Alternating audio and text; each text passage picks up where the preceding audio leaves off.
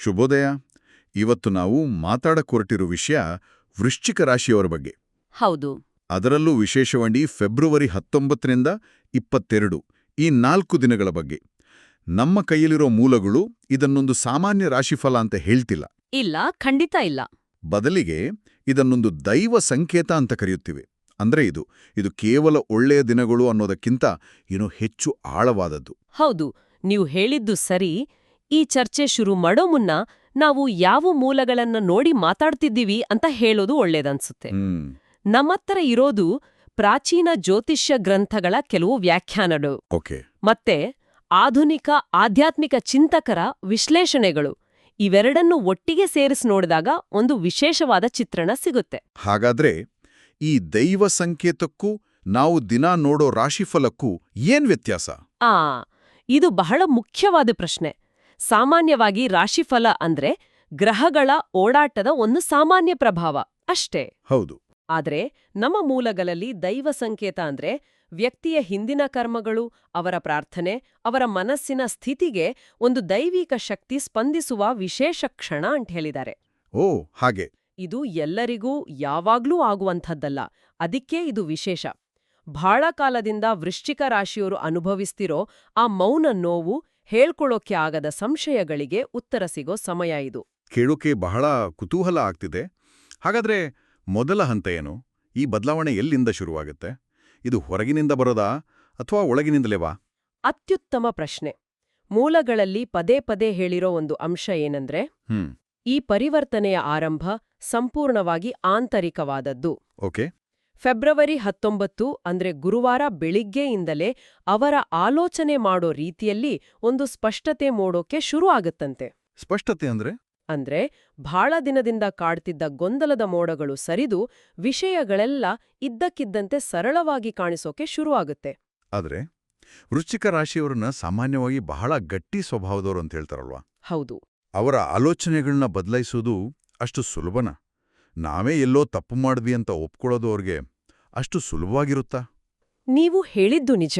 ಅವರ ಸ್ವಭಾವ ಗಟ್ಟಿಯಾದದ್ದೇ. ಆದ್ರೆ ಈ ಬದಲಾವಣೆ ಯಾರೋ ಬಂದು ಹೇಳೋದ್ರಿಂದ ಆಗೋದಲ್ಲ. ಇದು ಅವರ ಒಳಗಿನಿಂದಲೇ ಬರುವ ಅರಿವು. ಇಲ್ಲಿವರೆಗೂ ಬೇರೆಯವರು ನನ್ನನ್ನು ಅರ್ಥ ಮಾಡ್ಕೊಂಡಿಲ್ಲ ಅನ್ನೋ ಭಾವನೆಯಲ್ಲಿದ್ದವರಿಗೆ ಇದ್ದಕ್ಕಿದ್ದಂತೆ ಕೆಲವು ಕಡೆ ನಾನೇ ಪರಿಸ್ಥಿತಿಯನ್ನ ಸರಿಯಾಗಿ ಗ್ರಹಿಸಿಲ್ಲವೇನೋ ಅನ್ನೋ ಒಂದು ಪ್ರಾಮಾಣಿಕವಾದ ಆತ್ಮಾವಲೋಕನ ಶುರುವಾಗತ್ತೆ. ಇದು ಸೋಲಲ್ಲ, ಇದೊಂದು ಪ್ರಬುದ್ಧತೆ. ಖಂಡಿತ, ಒಂದು ಮೆಚೂರಿಟಿ. ಈ ಅರಿವು ಬಂದ ತಕ್ಷಣ ಮನಸ್ಸಿನ ಮೇಲಿದ್ದ ದೊಡ್ಡ ಭಾರ ಇಳಿದ ಹಾಗೆ ಆಗತ್ತೆ. ಅಂದ್ರೆ ಇದೊಂದು ರೀತಿಯಲ್ಲಿ ರಿಯಲೈಸೇಷನ್. ಈ ಅರಿವಿನಿಂದ ಮುಂದೆ ಏನಾಗುತ್ತೆ? ಆ ಅರಿವಿನಿಂದ ಒಂದು ದೃಢ ಸಂಕಲ್ಪ ಹುಟ್ಕೊಳ್ಳತ್ತೆ. ಸಂಕಲ್ಪ. ಸರಿ, ಆಗಿದ್ದು ಆಗಿಹೋಯ್ತು, ಇನ್ನು ಮುಂದೆ ನಾನು ಭಯಪಡದೆ ಮುನ್ನಡೆಯಬೇಕು. ಈ ಒಂದು ಆಲೋಚನೆಯೇ ಅವರ ಗೆಲುವಿನ ಮೊದಲ ಮೆಟ್ಟಿಲು. ವಾವ್! ಇದು ಕೇವಲ ಒಂದು ಕ್ಷಣದ ಯೋಚನೆ ಅಲ್ಲ. ಇದು ಅವರ ಮುಂದಿನ ಹಾದಿಯನ್ನೇ ನಿರ್ಧರಿಸೋ ಒಂದು ಶಕ್ತಿಯುತ ನಿರ್ಧಾರ. ಈ ಥರ ಒಳಗಡೆ ಒಂದು ಸ್ಪಷ್ಟತೆ ಬಂದಾಗ ಹೊರಗಿನ ಪ್ರಪಂಚದಲ್ಲೂ ನಮಗೆ ಸಹಾಯ ಮಾಡೋರು ಸಿಗ್ತಾರೆ ಅಂತಾರಲ್ಲ? ಹೌದು, ಹೌದು. ಹಾಗೆಯೇ ಈ ಅಕ್ಷರದ ವ್ಯಕ್ತಿಯ ಪ್ರವೇಶ ಆಗೋದು ಅಲ್ವಾ? ನಮ್ಮ ಮೂಲಗಳಲ್ಲಿ ಇದ್ರ ಬಗ್ಗೆ ವಿಶೇಷವಾಗಿ ಹೇಳಿತಾರಲ್ಲ? ನಿಖರವಾಗಿ. ನೀವು ಎರಡೂ ವಿಷಯಗಳನ್ನ ಅದ್ಭುತವಾಗಿ ಜೋಡಿಸಿದಿರಿ. ಅವರೊಳಗಿನ ಬದಲಾವಣೆಗೆ ಹೊರಗಿನಿಂದ ಒಂದು ದೃಢೀಕರಣ ಸಿಕ್ಕ ಹಾಗೆ ಅಕ್ಷರದಿಂದ ಹೆಸರು ಶುರುವಾಗೋ ಒಬ್ಬ ವ್ಯಕ್ತಿ ಈ 4 ದಿನಗಳಲ್ಲಿ ಬಹಳ ಮುಖ್ಯ ಪಾತ್ರ ವಹಿಸ್ತಾರೆ. ಈ ವ್ಯಕ್ತಿಯನ್ನ ದೈವದೂತನಂತೆ ಅಂತ ಬಣ್ಣಿಸಲಾಗಿದೆ. ದೈವದೂತ ಅಂದ್ರೆ ಅವರೇ ಬಂದು ಎಲ್ಲ ಸಮಸ್ಯೆಗಳನ್ನು ಬಗೆಹರಿಸ್ತಾನ ಅಥವಾ? ಇಲ್ಲ. ಅವರು ಬಂದು ಸಮಸ್ಯೆಗಳನ್ನ ಬಗೆಹರಿಸೋದಿಲ್ಲ.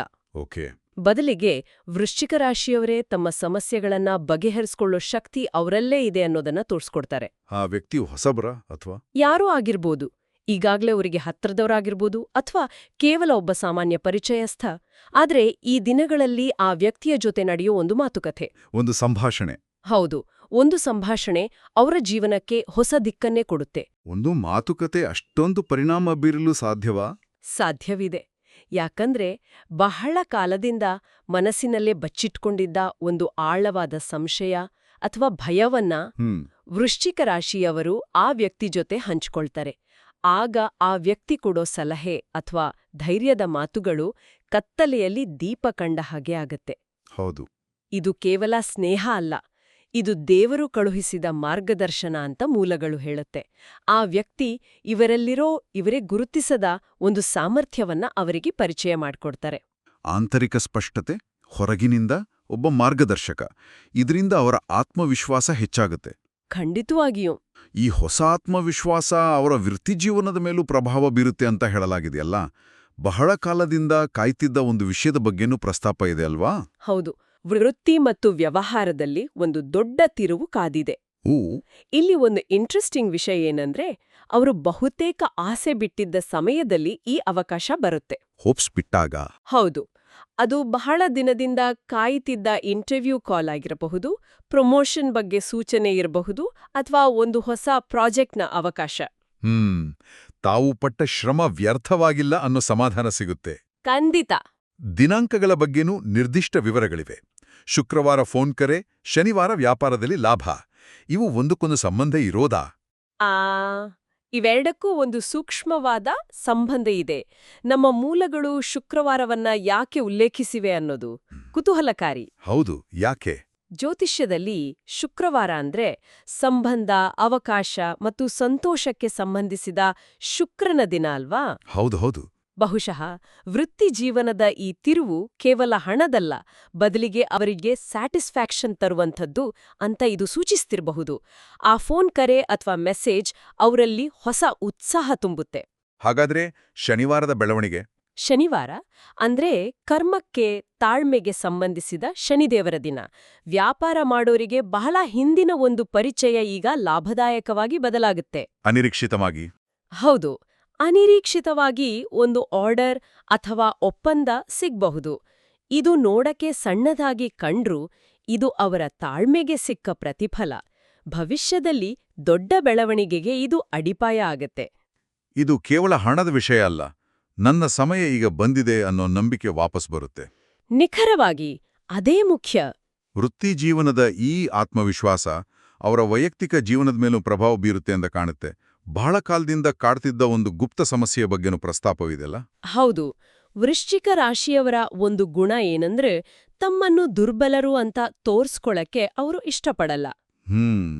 ಈ ಕಾರಣಕ್ಕೆ ಒಂದು ವೈಯಕ್ತಿಕ ವಿಷಯವನ್ನ, ಅದು ಕುಟುಂಬದ್ದಾಗಿರ್ಬೋದು, ಆರ್ಥಿಕವಾಗಿರ್ಬೋದು ಅಥವಾ ಭಾವನಾತ್ಮಕವಾಗಿರ್ಬೋದು, ಯಾರಿಗೂ ಹೇಳ್ಕೊಳ್ದೆ ಒಳಗೊಳಗೆ ಕೊರೆಕ್ತಿರ್ತಾರೆ.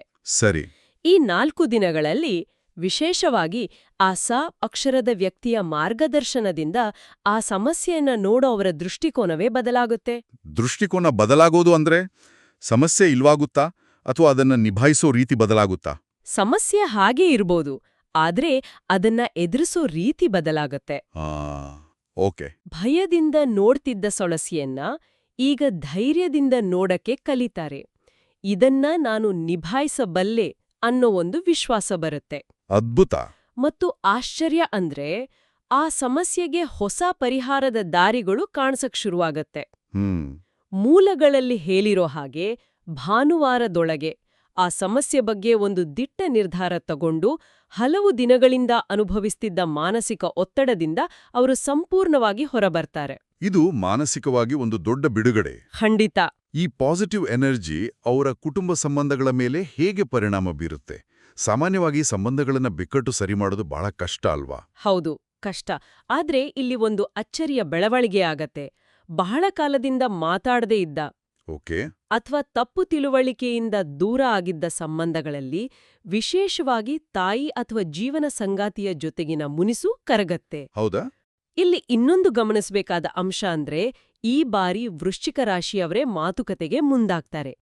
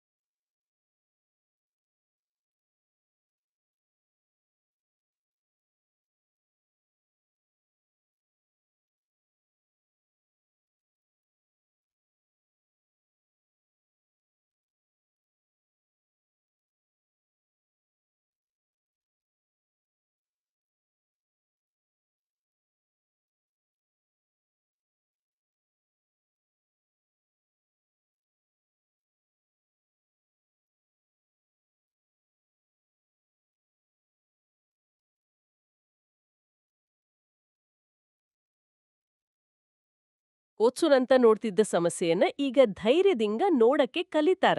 ಇದನ್ನ ನಾನು ನಿಭಾಯಿಸಬಲ್ಲೆ ಅನ್ನೋ ಒಂದು ವಿಶ್ವಾಸ ಬರುತ್ತೆ. ಅದ್ಭುತ. ಮತ್ತು ಆಶ್ಚರ್ಯ ಅಂದ್ರೆ ಆ ಸಮಸ್ಯೆಗೆ ಹೊಸ ಪರಿಹಾರದ ದಾರಿಗಳು ಕಾಣ್ಸಕ್ ಶುರುವಾಗತ್ತೆ.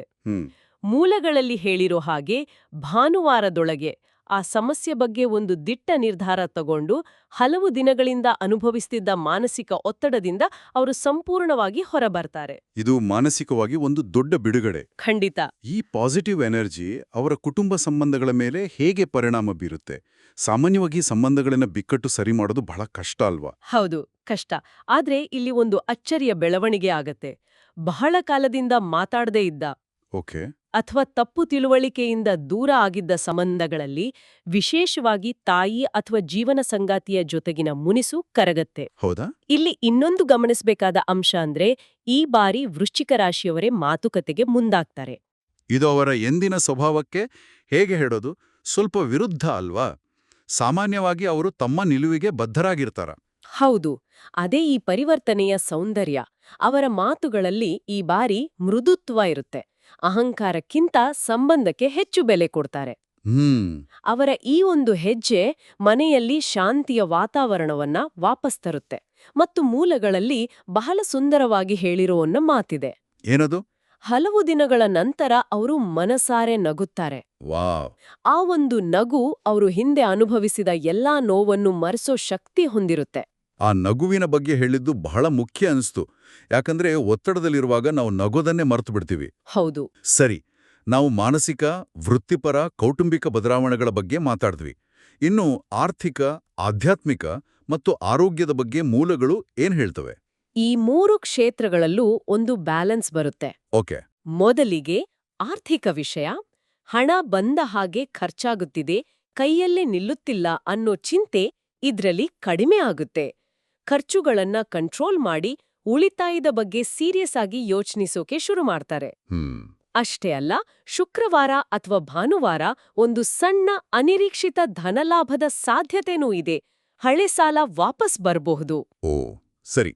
ಇದು ದೊಡ್ಡ ಮೊತ್ತ ಅಲ್ಲದಿದ್ರೂ ಸರಿಯಾದ ಸಮಯಕ್ಕೆ ಬರೋದ್ರಿಂದ ದೈವದ ಸಹಾಯದಂತೆ ಅನ್ಸತ್ತೆ. ಆಧ್ಯಾತ್ಮಿಕವಾಗಿ ಏನಾದರೂ ಬದಲಾವಣೆಗಳಿವೆಯಾ? ಖಂಡಿತ. ದೈವ ಸಂಕೇತ ಅಂದ್ಮೇಲೆ ಆಧ್ಯಾತ್ಮಿಕ ಅನುಭವ ಇರ್ಲೇಬೇಕಲ್ವಾ? ಹೌದು. ಇತ್ತೀಚೆಗೆ ಪ್ರಾರ್ಥನೆ ಮಾಡಿದ್ರೂ ಮನಸ್ಸು ಎಲ್ಲೆಲ್ಲೋ ಹೋಗ್ತಿತ್ತು, ದೇವರಿಗೆ ಶರಣಾಗೋಕೆ ಆಗ್ತಿಲ್ಲ ಅನ್ನೋ ಭಾವನೆ ಇರಬಹುದು. ಆದ್ರೆ ಈಗ ನಿಜವಾದ ಭಕ್ತಿಯಿಂದ ಪ್ರಾರ್ಥನೆ ಮಾಡೋಕೆ ಸಾಧ್ಯವಾಗತ್ತೆ. ಸರಿ. ನಮ್ಮ ಮೂಲಗಳ ಪ್ರಕಾರ ಗುರುವಾರ ಅಥವಾ ಶನಿವಾರ ದೇವಸ್ಥಾನಕ್ಕೆ ಹೋಗೋ ಸಾಧ್ಯತೆ ಇದೆ. ಅಲ್ಲಿ ಮನಸ್ಸಿನ ಭಾರ ಇಳಿದು ಸಮಾಧಾನದ ಕಣ್ಣೀರ್ ಬರಬಹುದು.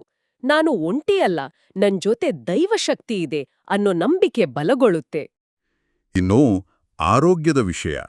ಇಷ್ಟೆಲ್ಲ ಮಾನಸಿಕ ಒತ್ತಡ ಕಡಿಮೆ ಆದ್ಮೇಲೆ ದೈಹಿಕ ಆರೋಗ್ಯವೂ ಸುಧಾರಿಸಲೇಬೇಕಲ್ಲ? ಖಂಡಿತ. ಮನಸ್ಸಿಗೂ ದೇಹಕ್ಕೂ ನೇರ ಸಂಬಂಧ. ಹಿಂದಿನ ಆಯಾಸ, ಮಾನಸಿಕ ಬಳಲಿಕೆ, ನಿದ್ರಾಹೀನತೆಯಂತಹ ಸಮಸ್ಯೆಗಳೆಲ್ಲ ಗಣನೀಯವಾಗಿ ಕಡಿಮೆಯಾಗುತ್ತೆ. ಮುಖ್ಯವಾಗಿ ತಮ್ಮ ಆರೋಗ್ಯದ ಬಗ್ಗೆ ನಿರ್ಲಕ್ಷ್ಯ ಮಾಡ್ತಿದ್ದವರು ಈಗ ಕಾಳಜಿ ವಹಿಸೋಕ್ ಶುರು ಮಾಡ್ತಾರೆ. ಒಂದು ಸಣ್ಣ ವ್ಯಾಯಾಮ ಅಥವಾ ನಡಿಕೆ, ಆಹಾರದ ಬಗ್ಗೆ ಗಮನ, ಹೀಗೆ ಒಂದು ದೃಢ ನಿರ್ಧಾರ ಮಾಡ್ತಾರೆ. ಹಾಗಾದ್ರೆ ಇದೆಲ್ಲದರ ಒಟ್ಟಾರೆ ಅರ್ಥವೇನು? ಈ 4 ದಿನಗಳ ಮಹತ್ವವನ್ನ ಹೇಗೆ ಸಂಕ್ಷಿಪ್ತಗೊಳಿಸಬಹುದು? ಒಟ್ಟಾರೆಯಾಗಿ ಹೇಳೋದಾದ್ರೆ ಈ 4 ದಿನಗಳು ವೃಶ್ಚಿಕ ರಾಶಿಯವರಿಗೆ ಒಂದು ಆಂತರಿಕ ಶುದ್ಧೀಕರಣ ಮತ್ತು ಪುನರುತ್ಥಾನದ ಸಮಯ. ಇದು ಕೇವಲ ಒಳ್ಳೆಯ ಘಟನೆಗಳು ನಡೆಯೋ ಸಮಯ ಅಲ್ಲ, ಬದಲಿಗೆ ಭಯವನ್ನ ಬಿಟ್ಟು ತಮ್ಮ ನಿಜವಾದ ಶಕ್ತಿಯನ್ನ ಅರಿಯೋ ಕಾಲ. ಹಿಂದೆ ಅನುಭವಿಸಿದ ಕಷ್ಟಗಳು ಈಗ ಪಾಠಗಳಾಗ್ತವೆ. ನಿಖರವಾಗಿ. ಅವರು ತಮ್ಮ ಜೀವನದ ಕಂಟ್ರೋಲನ್ನ ಮತ್ತೆ ತಮ್ಮ ಕೈಗೆ ತಗೋತಾರೆ. ಆ ಅಕ್ಷರದ ವ್ಯಕ್ತಿಯ ಪಾತ್ರ ಮತ್ತು ಒಂದು ಪ್ರಮುಖ ನಿರ್ಧಾರ ತಗೊಳ್ಳೋ ಬಗ್ಗೆನೂ ಹೇಳಿದ್ರಿ. ಆ ಬಗ್ಗೆ ಇನ್ನಷ್ಟು ಹೇಳಿ. ದೀಪದಂತೆ ಕೆಲಸ ಮಾಡ್ತಾರೆ. ಅವರ ಮಾತುಗಳು ಮುಚ್ಚಿಹೋಗಿದ್ದ ದಾರಿಗಳನ್ನ ತೆರೆಯುತ್ತೆ. ಓಕೆ. ಇದರ ಪರಿಣಾಮವಾಗಿ ಬಹಳ ಕಾಲದಿಂದ ಮುಂದೂಡ್ತಿದ್ದ ಒಂದು ಪ್ರಮುಖ ನಿರ್ಧಾರವನ್ನ, ಅದು ಉದ್ಯೋಗ ಬದಲಾವಣೆ ಇರ್ಬೋದು, ಹೊಸ ಗುರಿ ಇರ್ಬೋದು, ಈಗ ಧೈರ್ಯದಿಂದ ತಗೋತಾರೆ. ಈ ಅವಧಿಯಲ್ಲಿ ಅವರು ಹಾಕೋ ಹೆಜ್ಜೆ ಅವರ ಭವಿಷ್ಯಕ್ಕೆ ಒಂದು ಭದ್ರ ಬುನಾದಿಯನ್ನ ಹಾಕುತ್ತೆ. ಅದ್ಭುತ. ನಮ್ಮ ಕೇಳುಗರಿಗೆ ಯೋಚಿಸಲು ಒಂದು ಪ್ರಶ್ನೆಯನ್ನ ಬಿಟ್ಟೋಗೋಣ. ಖಂಡಿತ. ಈ ಮೂಲಗಳು ಸ ಅಕ್ಷರದ ವ್ಯಕ್ತಿಯ ಮಾತುಗಳಲ್ಲಿ ದೈವಿಕ ಸಂಕೇತ ಇದೆ ಅಂತ ಹೇಳ್ತವೆ. ಅಂದ್ರೆ ದೈವಿಕ ಸಹಾಯ ಯಾವಾಗ್ಲೂ ಪವಾಡಗಳ ರೂಪದಲ್ಲಿ ಬರೋದಿಲ್ಲ. ಕೆಲವೊಮ್ಮೆ ಅದು ಮನುಷ್ಯರ ರೂಪದಲ್ಲಿ ಅವರ ಮಾತುಗಳ ಮೂಲಕ ಬರುತ್ತೆ ಅಲ್ವಾ? ಹೌದು, ಖಂಡಿತ. ಹಾಗಾದ್ರೆ ನಮ್ಮ ಜೀವನದಲ್ಲಿ ಬರುವ ಜನರ ಮಾತುಗಳಲ್ಲಿ ಮತ್ತು ಸಣ್ಣ ಸಣ್ಣ ಘಟನೆಗಳಲ್ಲಿ ಅಡಗಿರುವ ಆಳವಾದ ಅರ್ಥವನ್ನ, ಆ ದೈವಿಕ ಸಂಕೇತಗಳನ್ನ ನಾವು ಹೇಗೆ ಗುರುತಿಸಬಹುದು? ಈ ಬಗ್ಗೆ ಯೋಚಿಸಿ.